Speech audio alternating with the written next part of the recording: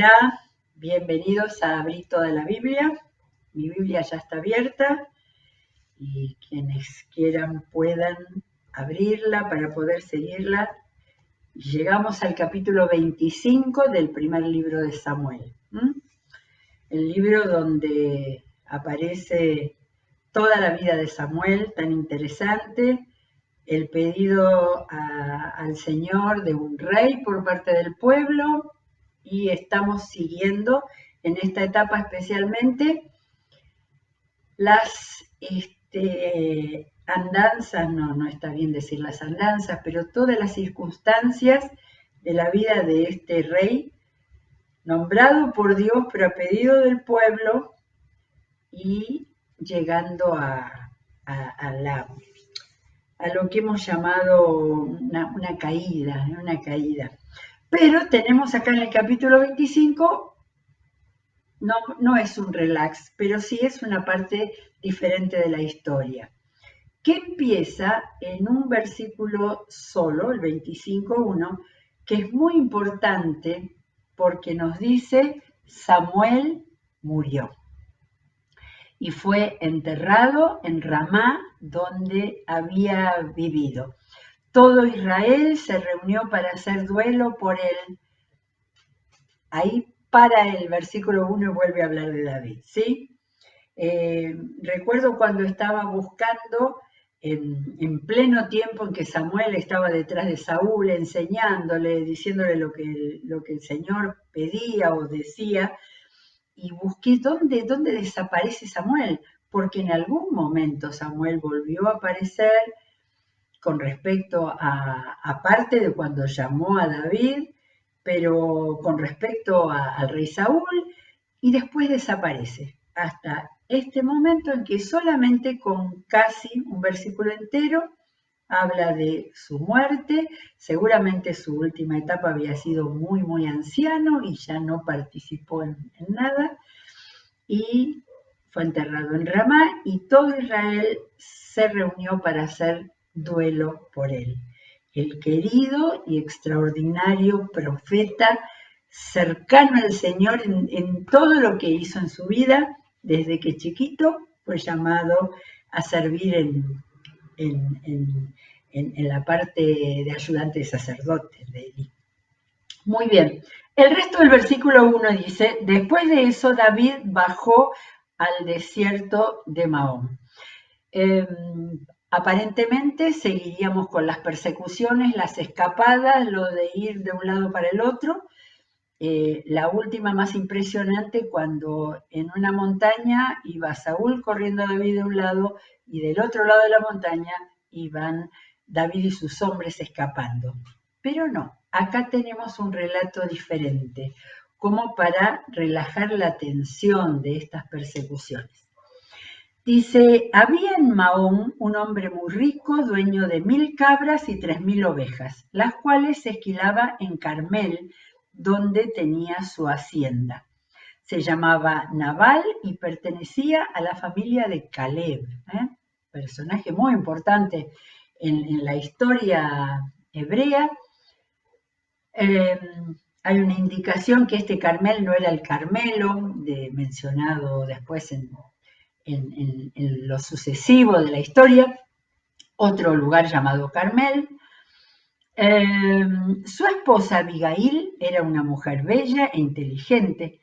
Nabal, por el contrario, era insolente y de mala conducta. Ya están presentados los protagonistas de esta historia. Estando David en el desierto, se enteró de que Nabal estaba esquilando sus ovejas. Envió entonces 10 de sus hombres con este encargo: vayan a Carmel para llevarle a Nabal un saludo de mi parte. Díganle que tengas salud y paz tú y tu familia, y todo lo que te pertenece. Acabo de escuchar que estás esquilando tus ovejas. Como has de saber, cuando tus pastores estuvieron con nosotros, jamás los molestamos. En todo el tiempo que se quedaron en Carmel, nunca se les quitó nada. Pregúntales a tus criados y ellos mismos te lo confirmarán. Por tanto, te agradeceré que recibas bien a mis hombres, pues Este día hay que celebrarlo. Dales, por favor, a tus siervos y a tu hijo David lo que tengas a mano. De manera que era un pedido de sostén, ¿sí? Es interesante, muy escueto este mensaje, no habla nada de la situación de David. Tampoco sabemos si esta historia pasó inmediatamente después de lo anterior, pero sí, en realidad, aunque fuera a diferencia de tiempo, era en todo este mismo tiempo en el cual David estaba huyendo de Saúl. Cuando los hombres de David llegaron, le dieron a Nabal este mensaje de parte de David y se quedaron esperando. Pero Nabal les contestó, ¿y quién es ese tal David? ¿Quién es el hijo de Isaí? Hoy día son muchos los esclavos que se escapan de sus amos. ¿Por qué de compartir mi pan y mi agua y la carne que he reservado para mis esquiladores con gente que ni siquiera sé de dónde viene? ¿Cómo era que decía? Que era insolente y de mala conducta, ¿sí? Mal llevado, dicen algunos. Los hombres de David se dieron la vuelta y se pusieron en camino. Cuando llegaron ante él le comunicaron todo lo que Nabal había dicho. Entonces David les ordenó, cíñanse todos la espada. Y todos, incluso él, se la ciñeron. Acompañaron a David unos 400 hombres, mientras que otros 200 se quedaron cuidando el bagaje. De manera que aparentemente la reacción de David fue bastante violenta, ¿no? Armas en mano, se dirigieron. Uno de los criados avisó a Abigail, la esposa de Nabal. David envió desde el desierto unos mensajeros para saludar a nuestro amo, pero él los trató mal. Esos hombres se portaron muy bien con nosotros. En todo el tiempo que anduvimos con ellos por el campo, jamás nos molestaron ni nos quitaron nada. Está diciendo exactamente las mismas cosas que había mandado David en su mensaje. Corroboraba la verdad de lo que David decía. Día y noche nos protegieron mientras cuidábamos los rebaños cerca de ellos. Piense usted bien lo que debe hacer, pues la ruina está por caer sobre nuestro amo y sobre toda su familia. Tiene tan mal genio que ni hablar se puede con él. Sin perder tiempo, Abigail reunió 200 panes, 2 odres de vino, 5 ovejas asadas, 35 litros de trigo tostado, 100 tortas de uvas pasas y 200 tortas de higo. Se ve que tenía no sé, en su cocina, en sus lugares ahí, de alimento impresionante para tanta gente. Después de cargarlos sobre unos asnos, le dijo a los criados, adelántense que yo los sigo. Pero a Nabal, su esposo, no le dijo nada de esto. Montada en un asno, Abigail bajaba por la ladera del monte cuando vio que David y sus hombres venían en dirección opuesta, de manera que se encontraron. David recién había comentado, de balde estuve protegiendo en el desierto las propiedades de ese tipo para que no se perdiera nada. Ahora resulta que me paga mal por el bien que le hice. Que Dios me castigue sin piedad si antes del amanecer no acabo con todos sus hombres. Aquí aparecía una beta en David de venganza. Cuando Abigail vio a David, se bajó rápidamente del asno y se inclinó ante él, postrándose rostro en tierra. Cómo se acostumbraba este acto de humildad extrema. Se arrojó a sus pies y dijo, Señor mío, yo tengo la culpa. Deje que esta sierva suya le hable, le ruego que me escuche. No haga usted caso de ese grosero de Nabal, pues le hace honor a su nombre, que significa necio. La necedad lo acompaña por todas partes. Yo, por mi parte, no vi a los mensajeros de usted, que usted, Señor, mi Señor, envió. Pero ahora el Señor le ha impedido a usted derramar sangre y hacerse justicia con sus propias manos. Tan cierto como el Señor y usted viven. Por eso pido que a sus enemigos y a todos los que quieran hacerle daño, les pase lo mismo que a Nabal. Qué fuerte, valiente y qué temperamento esta mujer. Acepte usted este regalo que su servidora le ha traído y repártalo entre los criados que lo acompañan. Yo le ruego que perdone la falta de esta servidora suya. Ciertamente el Señor le dará a usted una dinastía que se mantendrá firme y nunca nadie podrá hacerle a usted ningún daño, pues usted pelea las batallas del Señor. Aun si alguien lo persigue con la intención de matarlo, su vida estará protegida por el Señor su Dios, mientras que sus enemigos serán lanzados a la destrucción. Así que cuando el Señor le haya hecho todo el bien que le ha prometido y lo haya establecido como jefe de Israel, no tendrá usted que sufrir la pena y el remordimiento de haberse vengado por sí mismo, ni de haber derramado sangre inocente. Acuérdese usted de esta servidora suya cuando el Señor le haya dado prosperidad. Esta es una pieza de oratoria impresionante, ¿sí? Por muchos lados, por la humildad, por querer en primer lugar salvar a su familia, pero además esto nos hace pensar que posiblemente ya se sabía la historia, con tantos que iban y contaban de un lado de otro, la historia de la caída que venía realizando sobre la vida de Saúl, sobre las victorias de David, la importancia, y además, estoy pensando que en este mismo capítulo está la muerte de Samuel, posiblemente se supiera que Samuel había ya elegido al sucesor de Saúl y todas esas cosas que ahora se nos une toda la historia. Pero ella estaba realmente con un peligro tremendo de que apareciera Nabal ahí por un costado y aún de que David fuera más vengativo de lo que ella pensaba y que ella pudiera correr un riesgo con ese acto tan valiente. Por otro lado, hay palabra profética de parte de ella. Es decir, se muestra como una mujer no solo valiente, sino tan justa, tan aguda con la verdad, con todo lo que le está diciendo y salvándolo a David de la venganza, porque evidentemente él se quería vengar. David le dijo entonces a Abigail, voy por el versículo 32 del capítulo 25. Bendito sea el Señor Dios de Israel que te ha enviado hoy a mi encuentro. Y bendita seas tú por tu buen juicio, pues me has impedido derramar sangre y vengarme con mis propias manos. El Señor Dios de Israel me ha impedido hacerte mal.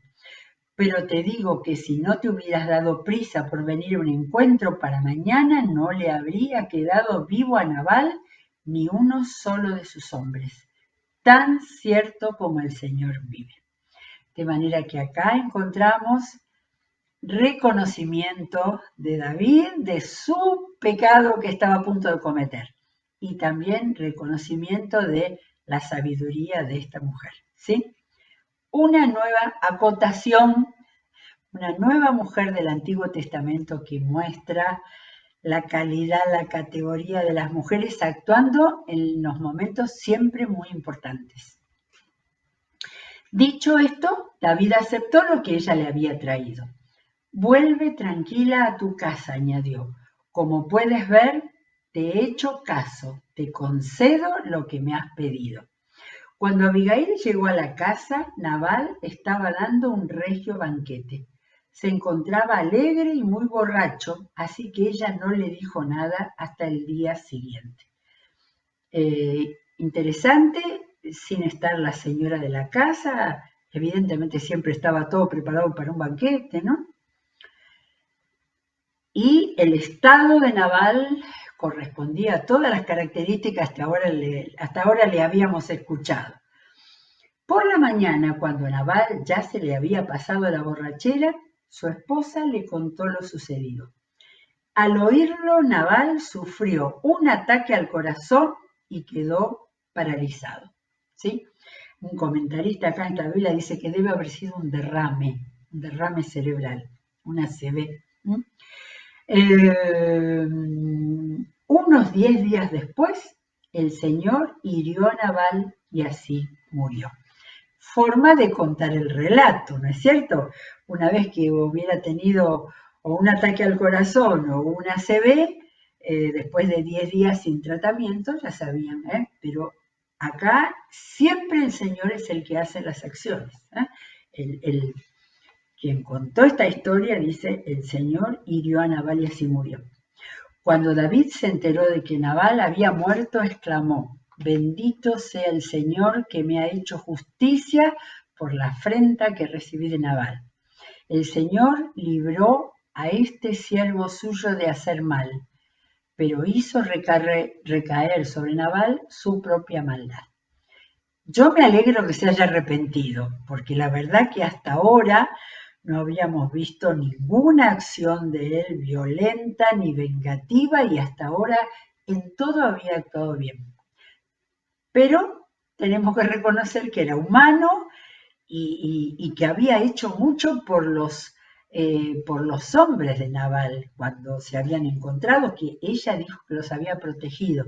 De manera que hasta podemos decir que fue una reacción humana, pero esta mujer y el Señor le evitaron caer en eso. Entonces David envió un mensaje a Abigail proponiéndole matrimonio. Así eran de rápidos en aquel tiempo las cosas. Cuando los criados llegaron a Carmel, hablaron con Abigail y le dijeron, David nos ha enviado para pedirle a usted que se case con él. Ella se inclinó y postrándose rostro en tierra dijo, soy la sierva de David y estoy para servirle. Incluso estoy dispuesta a lavarles los pies a sus criados. Humildad máxima. Sin perder tiempo, Abigail se dispuso a partir. Se montó en un asno y acompañada de 5 criadas se fue con los mensajeros de David. Después se casó con él. Se me ocurre que ese después se casó con él era una indicación que huyendo con 600 hombres por los caminos y la montaña no hubiera sido como para un casamiento. Pero en los versículos 43 y 44 con los que termina este capítulo 25, hay una aclaración de la situación de David.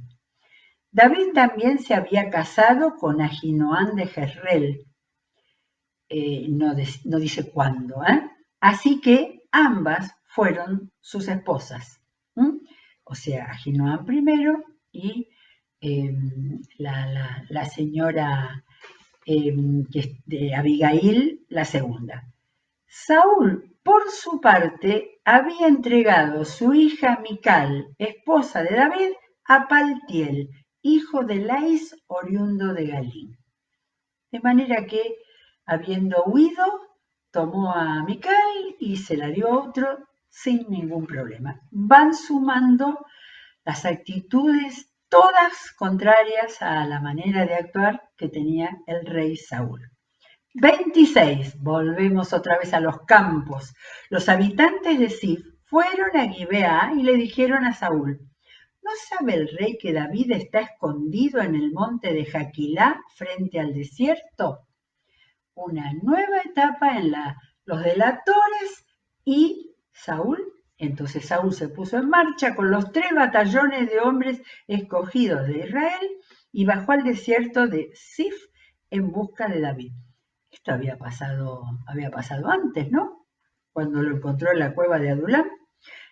No esto mismo, pero otra vez volvía a la historia. Acampó en el monte de Jaquilá y cuando está frente al desierto, al que está frente al desierto junto al camino. Cuando David, que vivía en el desierto, se dio cuenta que Saúl venía tras él, envió espías para averiguar dónde se encontraba. Luego se dirigió al campamento de Saúl y observó el lugar donde dormían Saúl y Abner, hijo de Ner, jefe del ejército. De manera que esto no es el mismo suceso repetido. La otra vez era Saúl entrando a la cueva donde estaba escondido David con sus hombres. Llegó al campamento de Saúl y observó el lugar donde dormían él y sus cercanos, lo cual demostraba un estado de seguridad, de apoyo del Señor, como para animarse a algo tan arriesgado. Saúl estaba dentro del campamento y el ejército lo rodeaba. David entonces les preguntó a Ahimelech el hitita y a Abisai, hijo de Sarbia, hermano de Joab: ¿quién quiere venir conmigo al campamento de Saúl? Yo voy contigo, respondió Abisai. David y Abisai llegaron esa noche y vieron a Saúl dormido en medio del campamento, con su lanza hincada en tierra a su cabecera. Bajo la voz como para que nadie se entere. Abner y el ejército estaban acostados a su alrededor. Hoy ha puesto Dios en tus manos a tu enemigo, le dijo Abisai a David. Déjame matarlo, de un solo golpe de lanza lo dejaré clavado en el suelo y no tendré que rematarlo. No lo mates, exclamó David. ¿Quién puede impunemente alzar la mano contra el ungido del Señor? De nuevo, el mismo argumento, la misma fe en lo que el Señor había mandado, porque era respeto al Señor que lo había ungido, y todavía no lo había desechado, pero no lo había sacado del medio, todavía seguía siendo rey Saúl. Y añadió: tan cierto como que el Señor vive, que él mismo lo herirá. ¿Vieron donde dice que Dios se ocupa de la venganza? Que lo dicen Romanos, porque también lo dice en el Antiguo Testamento. O le llegará la hora de morir o caerá en batalla. En cuanto a mí, que el Señor me libre de alzar la mano contra su ungido. Solo, y le dice entonces a Abisai, solo toma la lanza y el jarro de agua que están a su cabecera y vámonos de aquí. David mismo tomó la lanza y el jarro de agua que estaban a la cabecera de Saúl y los dos se marcharon. Nadie los vio ni se dio cuenta, pues todos estaban dormidos. Yo creí que ahí decía por todos estaban borrachos, que era una de las formas por la cual podían estar dormidos de tal manera, ¿no? Pero bueno, no hay otra indicación. No, perdón, la indicación está acá, no me acordaba. No se despertaron, pues el Señor los había hecho caer en un sueño profundo. Ahora, la manera en que los había hecho caer en un sueño profundo, no lo sé. David cruzó al otro lado y se detuvo en la cumbre del monte, decía que estaban en un valle al pie de un monte, de modo que había una buena distancia entre ellos. Entonces llamó al ejército y a Abner, hijo de Ner. Abner, ¿me oyes? Abner replicó: ¿quién le está gritando al rey? David le contestó: ¿no eres tú el valiente sin par en Israel? ¿Cómo es que no has protegido a tu señor el rey? Te cuento que uno del pueblo entró con la intención de matarlo. Lo que has hecho no tiene nombre. Tan cierto como que el Señor vive, que ustedes merecen la muerte por no haber protegido a su rey, el ungido del Señor. A ver, ¿dónde están la lanza del rey y el jarro de agua que estaban a su cabecera? Saúl, que reconoció la voz de David, dijo: David, hijo mío, pero si tú eres quien habla. Yo no sé cómo imitar la voz de Saúl. Y me resulta tan extraño que cuando lo tenía cerca, después de haber perseguido durante quién sabe cuánto tiempo, le habla con esa voz amorosa y conciliadora. No puedo entender su pensamiento. Soy yo, mi señor y rey, respondió David. ¿Por qué persigue mi señor a este siervo tuyo? ¿Qué le he hecho? ¿Qué delito he cometido? Le ruego a su majestad que escuche mis palabras. Si quien lo mueve a usted en mí es el Señor, una ofrenda bastará para aplacarlo. Pero si son los hombres, que el Señor los maldiga. Hoy me expulsan de esta tierra, que es la herencia del Señor, y me dicen, vete a servir a otros dioses. Claro, al mandarlo a los filisteos y al sur, a Moab o a Edom, lo estaban mandando a otros dioses. Ahora bien, no deje usted que mi sangre sea derramada lejos de la presencia del Señor. O sea, la presencia del Señor era en tierra de Israel, ¿sí?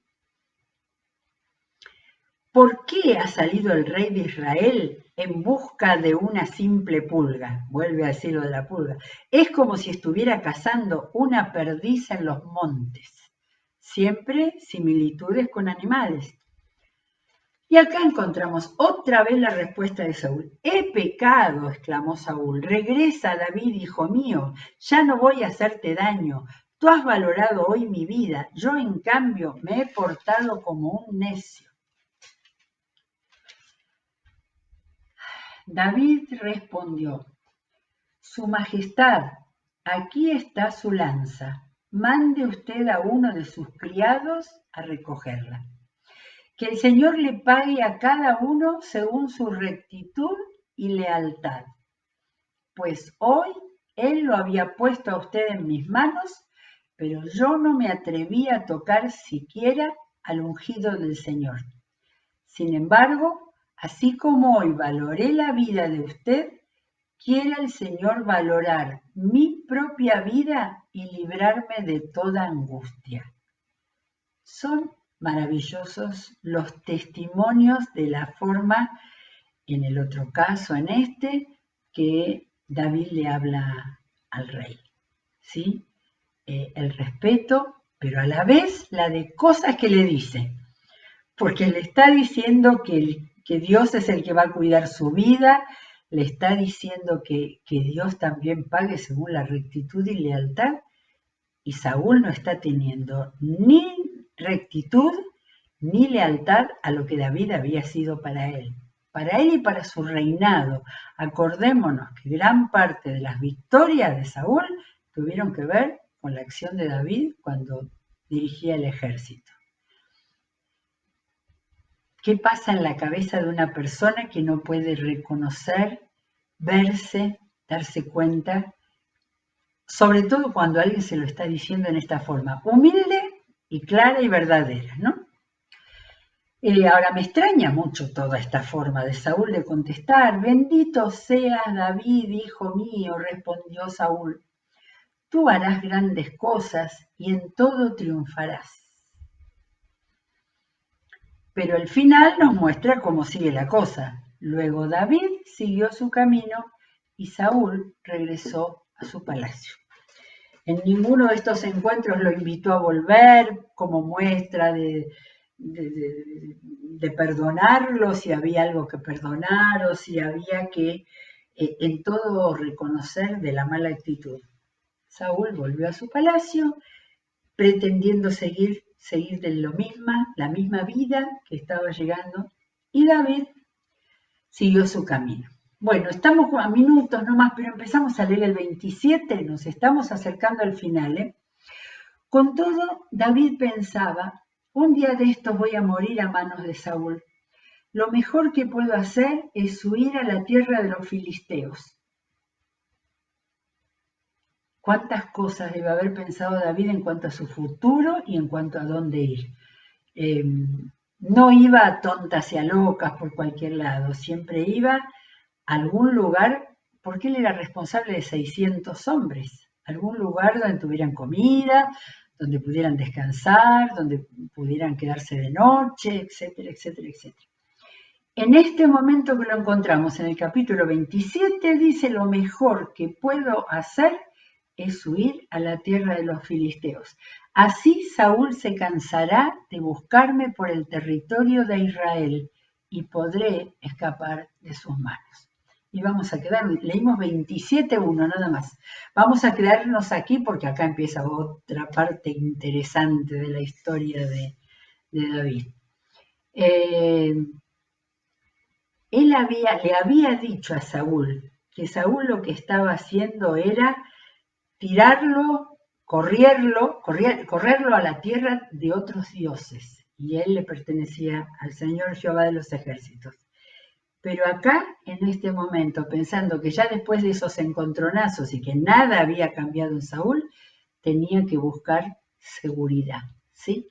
Así que mañana vamos a ver a David llegando a la tierra de Gat, que era donde de jovencito se había enfrentado con aquel gigante, con Goliat, que por lo menos sabíamos que era de Gat. Muy bien. Podemos decir que esto está cada vez más interesante. Yo diría más importante, ¿no? Más importante. La caída de un hombre y la formación, el crecimiento. Esto es cuando hablamos de cómo sirven los desiertos en la vida. Estos fueron desiertos, porque el que ya había sido declarado grande por la gente que lo amaba y que lo veía conquistador, exitoso, pero a la vez es un vagabundo peregrino escapándose de un poderoso agresor. Y acá, como todo lo que la Biblia nos muestra, podemos encontrar un montón de aprendizajes y aplicaciones para nuestras vidas. Seguimos nuevamente abriendo la Biblia. Que el Señor los bendiga y nos volvemos a encontrar.